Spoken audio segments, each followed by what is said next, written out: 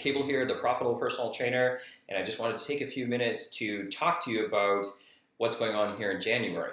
You know, we're just the first week in January, and though you're probably super busy with new people, new prospects, new people inquiring about your service, I guarantee that there's some of you that are not as busy even as you thought you'd be, or over the next couple weeks we'll find that you're not as busy as you thought you'd be. And that seems strange considering that we're in the month of January, which there's no month any other part of the year that has as much hype as January and people excited about achieving their fitness or weight loss goals.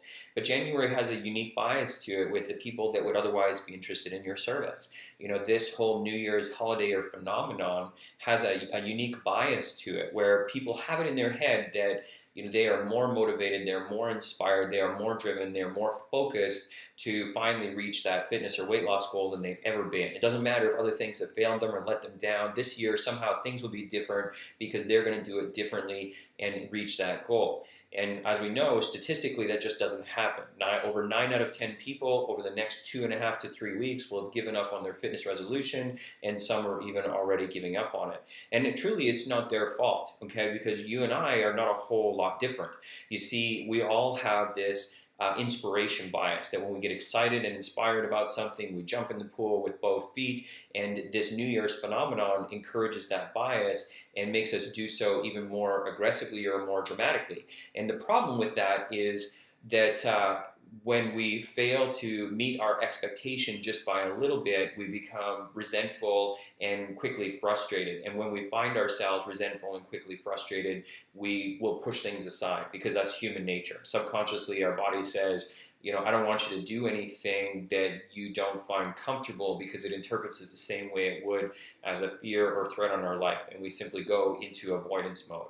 And what's worse is it's a learned mechanism. So as we experience that, it makes it more difficult for us to engage in the same process later because our body physiologically tries to resist it. It's one of the most important things that I think that we can work as trainers to overcome with our clients to allow them to have better success. But ironically, we face the same thing. So if January is proving to be a frustrating thing, it's often because we're trying to use the same message that we always use, in that we will help you reach those goals, and we deal with that human mechanism of accountability and support, and we keep you motivated by giving that affirmation and encouragement you need to stay committed to your plan. Unfortunately, that message doesn't work as well right now because people have that inspiration bias of truly believing that they can do it on their own, never mind compounded by the pain and fear of extended expenses through the holidays, time off, lower financial income, and all of those things that make them much more price sensitive than normal. But we know that the first week of February, suddenly that frustration has set in, and those determined people are the ones that now go seek that other help, and we find ourselves a lot busier in February. So really my message here is 3 important things. One, if you're finding January difficult, look at your message and understand that you need to communicate a little bit differently with people this time of year in an effort to help them see or understand the value to want to make that next step to find out more. The second thing is, even if that doesn't work well for you, rest assured that come the end of January and into February, people will be more receptive to the message that you are much more confident delivering. That by giving them support and accountability, they'll more likely succeed, and you're going to see things pick up and business grow even more in February than in January. The final thing is about you, okay? And whether you set New Year's resolutions or not doesn't matter. But what is important to me is to drive home that it's critical that you write down your own goals, okay? Because if you're literally not writing them down, it somehow doesn't work as well, okay? We need to go through the exercise of writing, reciting, saying in an effort to implant that on our subconscious and allow our subconscious to help us achieve those goals, whether we actively work on it or not. And I didn't believe this for a long time. I was one of those people that didn't write down my goals. So one year I finally decided, I think I just finished Brian Tracy's book on goals.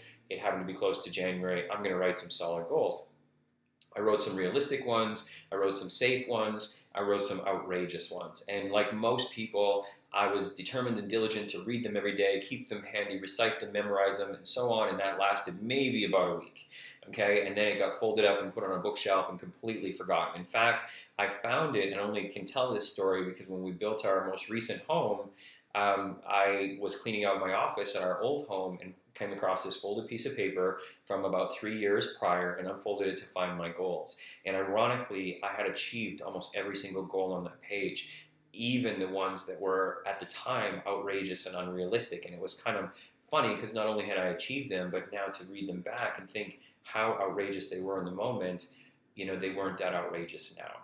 So I want you to write down your goals, and I hope this video is the thing that if you keep saying you'll do it, will push you to just stop it now or finish watching it and then go immediately write your goals, because I know the impact it had on my own life. So hopefully this has been helpful. 3 things to make January more successful. I'm the Profitable Personal Trainer in home number 2 here in beautiful California. Just wishing you the most success this year.